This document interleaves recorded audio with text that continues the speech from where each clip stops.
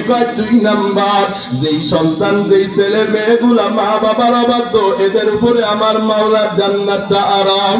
এ যুবক, হেদায়েতের মালিক আমার আল্লাহ। বেশি সময় বয়ান করে কোনো লাভ নাই। কারো কপালে হেদায়েত থাকলে 1 মিনিটের কথায় হেদায়েত হয়ে যায়, কারো কথায় হেদায়েত না থাকলে 1000 মিনিট বয়ানেও কাম হয় না। হেদায়েতের মালিক একমাত্র আমার আল্লাহ। এর পর্দার অন্তরালের আম্মা জান,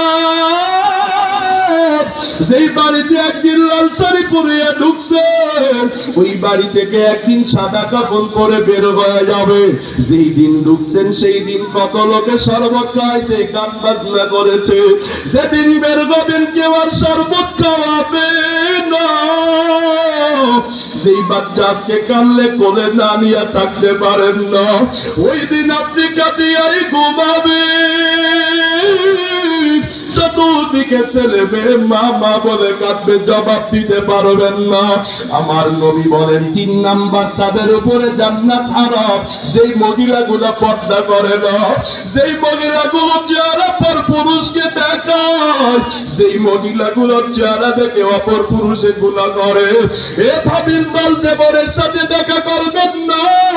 এ পর্দার পর খালাতো ভাই, মামাতো ভাই, ফুফাতো ভাই, চাচাতো ভাইয়ের সাথে দেখা দেওয়া জায়েজ নাই। যেই মহিলাগুলো পর্দা করে না, আমার নবী বলেন এদের উপরে মাওলার জান্নাতটা হারাম।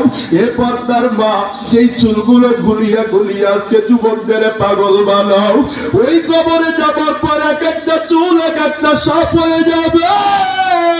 যদি এক একটা সাপ জমিনে সবল দেয়, জমিনে জীবনে আর কোনদিন ফসল হবে না রে মা। ওরে পর্দার মা, 1 লক্ষ চুল মাথায় থাকলে 1 লক্ষটা সাপ হয়ে তোমার মাথায় কামড়াবে, পারবা না রে।